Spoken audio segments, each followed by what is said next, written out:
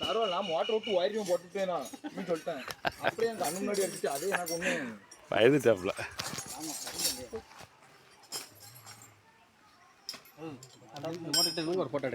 நீங்க தான் நிற்கணும், நாங்கள் வேண்டாம். யாரு மாட்டுதாரு நாளைக்கு ஒரு மீட்டிங்கு உங்க தான் கூப்பிட்டு போகணும். அவங்கள கூப்பிட்டு போக வேண்டியிருக்கு. வீடியோ